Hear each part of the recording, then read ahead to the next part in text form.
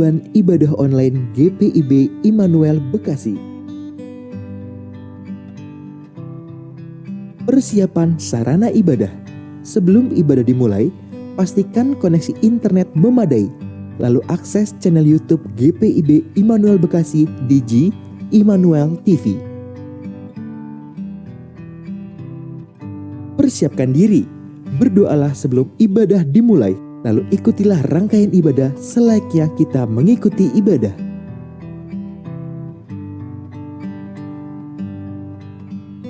Bila memungkinkan, ajaklah sanak keluarga Anda untuk mengikuti ibadah bersama-sama agar terciptanya suasana persekutuan. Demikianlah panduan ibadah online GPIB Immanuel Bekasi. Selamat beribadah. Tuhan Yesus memberkati.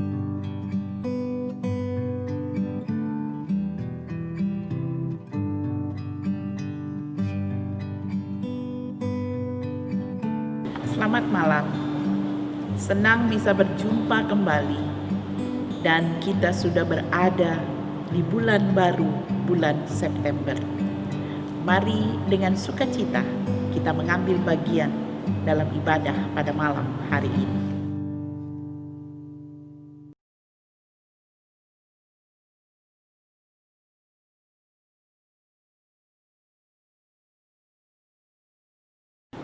Saudaraku, menjadi orang Kristen bukan hanya menjadi baik dan sabar.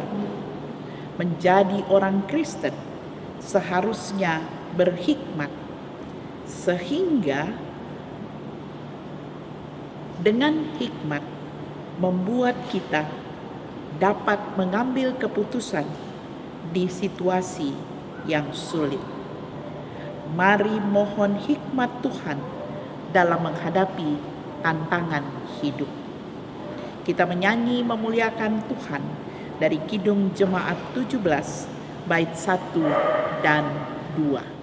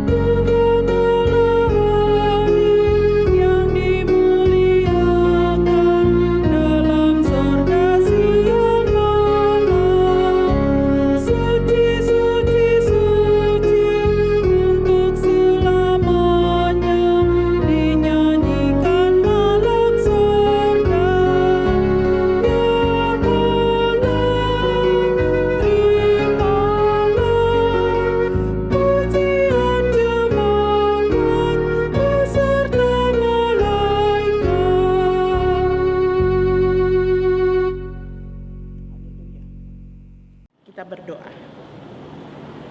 Dalam kasih-Mu kami beribadah, dalam kuasa-Mu kami menjalani kehidupan. Saat ini ya Tuhan, kami sungguh bersyukur untuk pemeliharaan-Mu bagi kami. Di bulan yang baru, Engkau hantar kami untuk memasukinya. Karena itu Tuhan, bimbinglah kami selalu dengan Roh Kudus-Mu.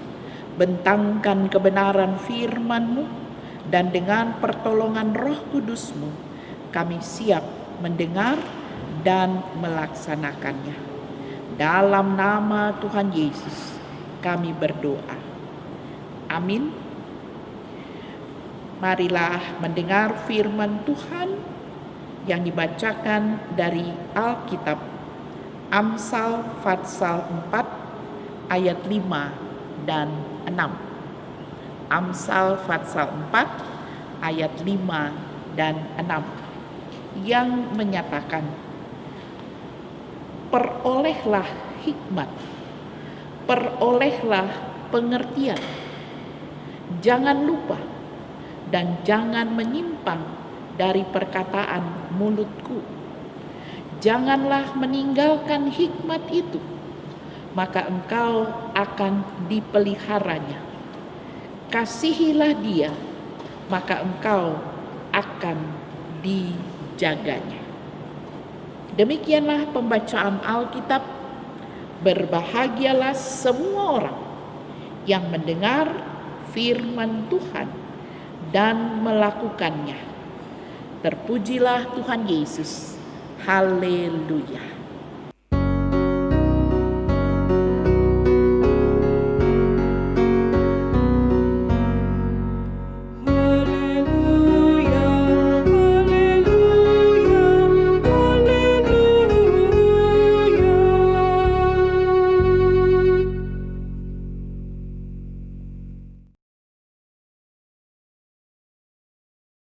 Jemaat yang dikasihi Tuhan Yesus Kristus, bacaan kita masih bicara tentang hikmat.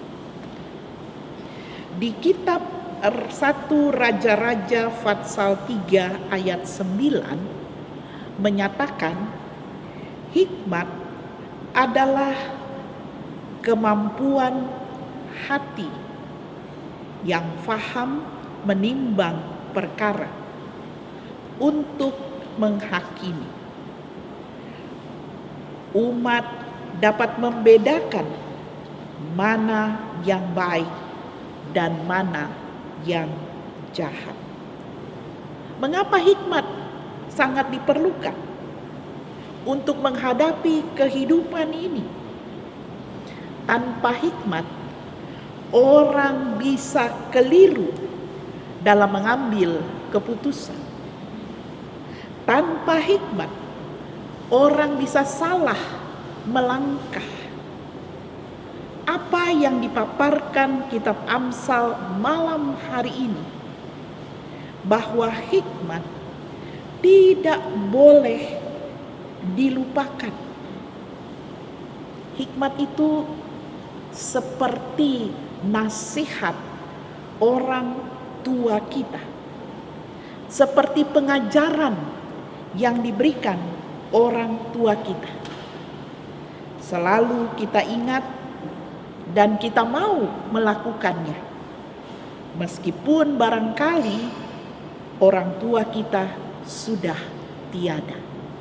Nasihat-nasihatnya terekam di kepala kita, dan jika ada hal-hal yang menyangkut pergumulan hidup kita, yang menyangkut beban hidup kita, maka kita terkenang akan nasihat orang tua kita. Lalu alangkah leganya ketika kita menjalankan nasihat orang tua kita. Dikatakan tadi, perolehlah hikmat, perolehlah pengertian. Artinya itu harus kita upayakan, itu harus kita cari, itu harus menjadi bagian hidup kita.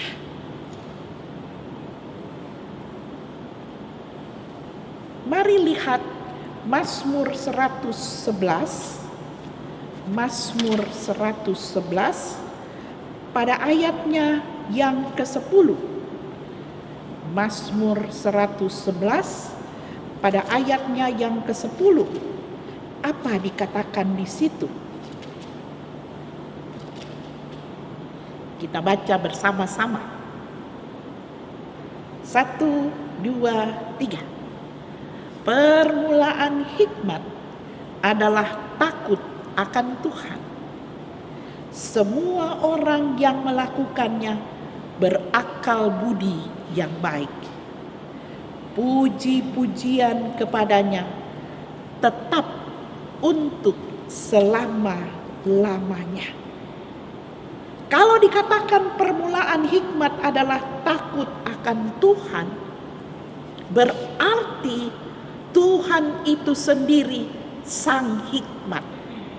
Kita bisa memperoleh hikmat, kita memohon kepada Tuhan. Dan kuncinya takut akan hadirat Tuhan, menghargai hadirat Tuhan. Apa maksudnya? Kita menyadari dimanapun kita berada, Tuhan hadir. Ya, bukan hanya di nyanyian Tuhan Allah hadir pada saat ini kan, tapi hadirat Allah ada di mana-mana. Sehingga kita selalu berusaha, kita selalu berupaya untuk hidup sesuai dengan tatanan yang Tuhan kehendaki bagi hidup kita. Yang berikutnya, semua orang yang melakukannya berakal budi yang baik. Puji-pujian kepadanya tetap untuk selamanya.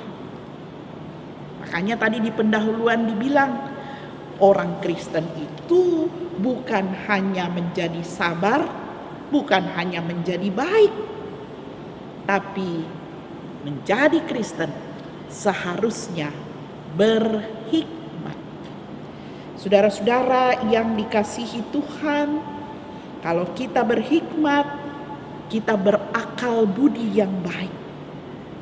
Ada sebuah cerita, mercusuar pertama dibangun di sebuah pulau kecil namanya Paros. Itu ada di Mesir kuno. Setelah kematian penjaga mercusuar itu, ditunjuklah seorang pemuda menggantikannya. Seorang yang masih energik untuk cepat naik turun tangga, cepat melihat dan menjalankan tugas-tugasnya. Pada saat cuaca cerah, pelabuhan tampak aman. Tapi pada waktu angin badai, dia harus menyalakan lampu. Dan lampu itu harus dijaga supaya tetap menyala. Sehingga menjadi petunjuk jalan bagi kapal-kapal yang mendekat. Artinya dengan cahaya lampu dari mercusuar itu, perahu-perahu, kapal-kapal yang melintas dapat melihat dan mendekat. Untuk beberapa waktu cuaca cukup cerah, sehingga penjaga mercusuar itu tidak perlu bersusah payah untuk mengerjakan tugas-tugasnya. Ia mulai berteman dengan nelayan-nelayan dan masyarakat di sekitar itu. Mereka sering mampir, dan yang istimewa, mereka meminjam minyak.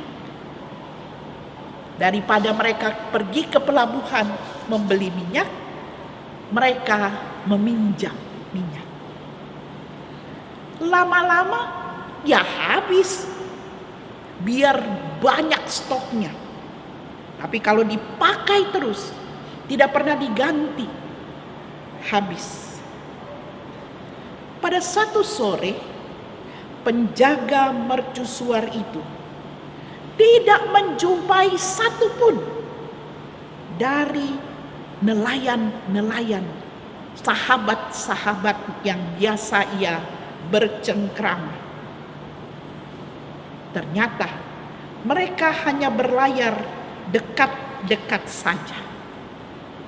Tiba-tiba dia dapat informasi bahwa akan ada badai. Lalu penjaga itu berpikir, Lebih baik saya menyalakan lampu lebih dahulu. Ia naik ke atas. Lampunya sudah kotor dan kosong. Dia lap lampunya, lalu segera dia mengambil minyak. Tetapi apa saudara-saudara?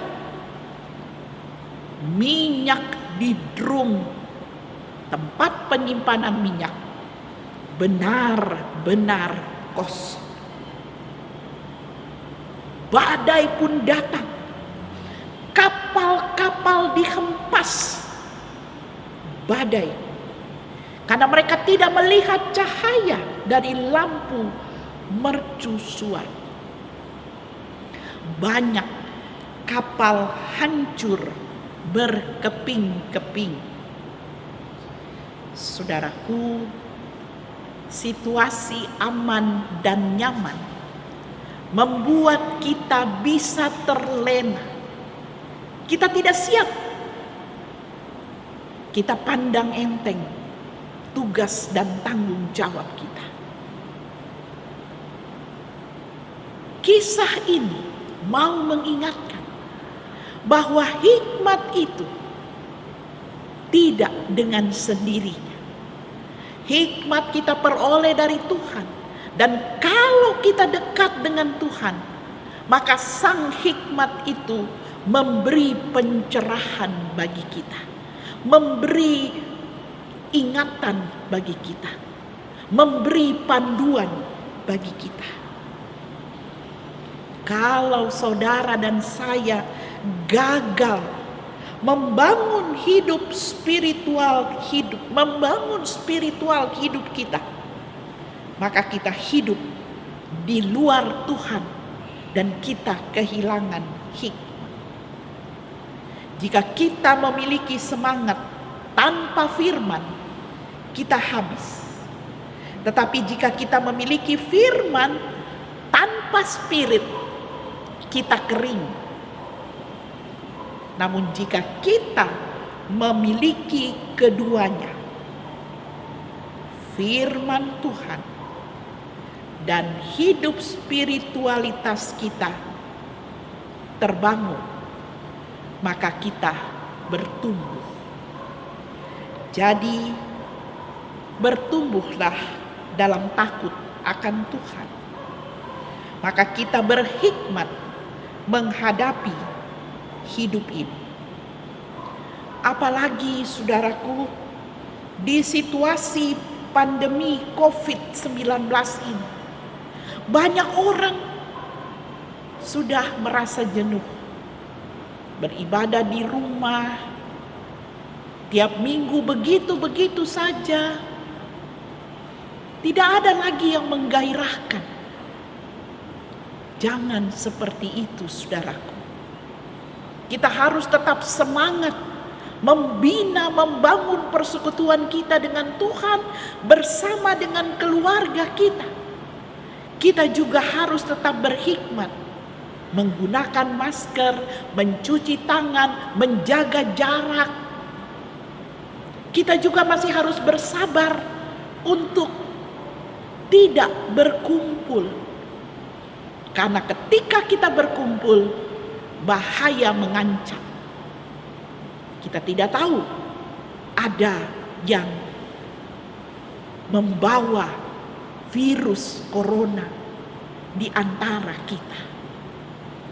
Jadi saudara-saudaraku, mari mohon hikmat Tuhan untuk kita menghadapi situasi yang sulit ini. Kehidupan ekonomi kita semakin sulit, banyak yang menjadi korban dengan situasi yang pahit ini. Karena itu, mari kita mohon hikmat Tuhan. Dan dengan hikmat Tuhan, pencerahan ada di akal budi kita. Dan kita menyikapi hidup ini tetap dalam takut akan Tuhan. Tuhan menolong setiap kita. Amin.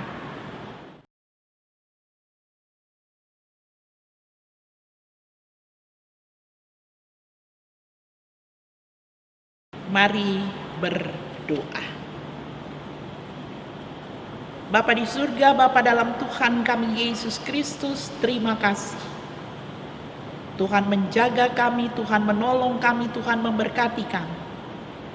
Bahkan Tuhan berkenan menghantar kami berada di bulan ke-9 tahun 2020 ini. Tuhan, kami masih dicekam oleh virus corona. Namun firman Tuhan kiranya memberikan pencerahan supaya kami tetap berhikmat menghadapi situasi yang pelik ini. Kami tetap berhikmat mendidik anak-anak kami. Kami tetap berhikmat menjaga kesehatan kami. Terima kasih Bapa di surga. Biarlah firman-Mu itu selalu menjadi pelita dalam perjalanan hidup kami. Malam hari ini kami berdoa secara khusus. Jemaat Tuhan yang mengalami kepahitan hidup dengan masalah ekonomi, begitu terdampak di situasi pandemi COVID-19 ini.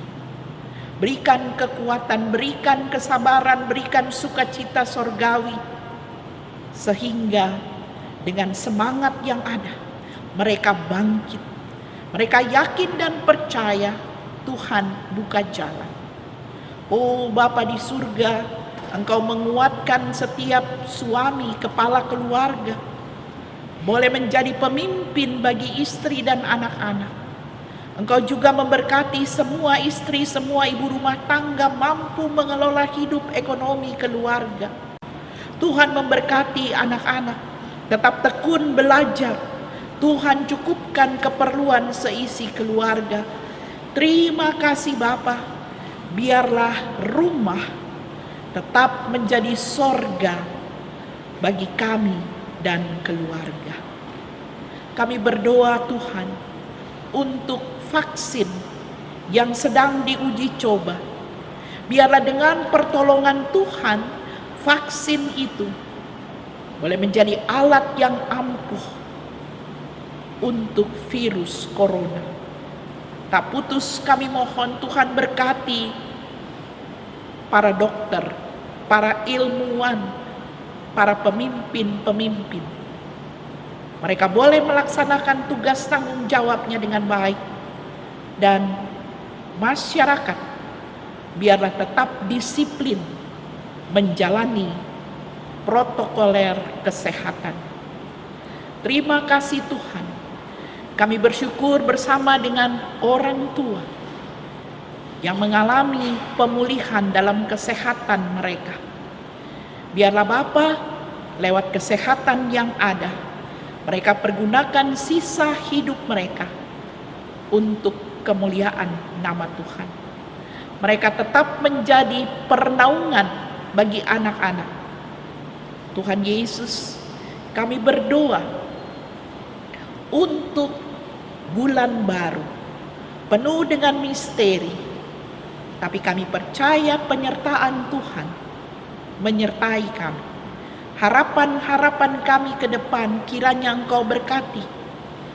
Keluarga-keluarga boleh tetap utuh, tetap rukun, tetap saling mengasihi. Terima kasih Tuhan, kalau sebentar kami beristirahat, Engkau naungi kami dengan kasih. Kami nikmati istirahat malam ini dalam pemeliharaan Tuhan.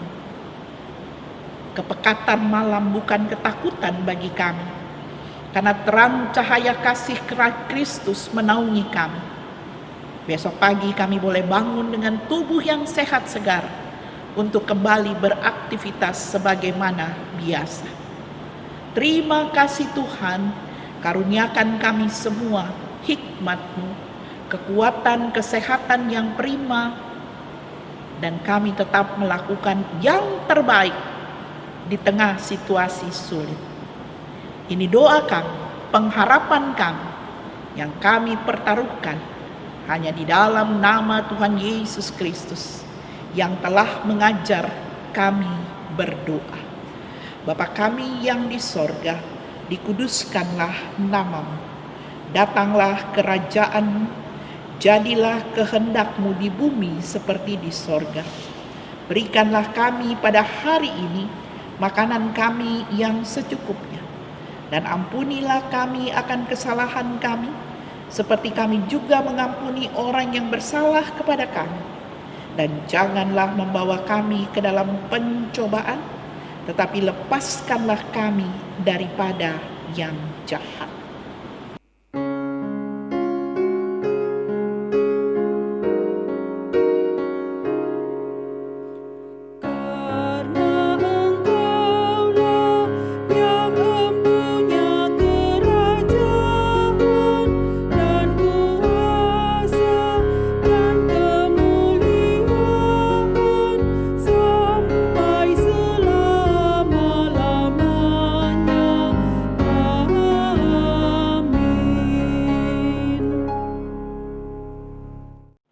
Saudaraku, mari dengan sukacita kita ungkapkan syukur kita.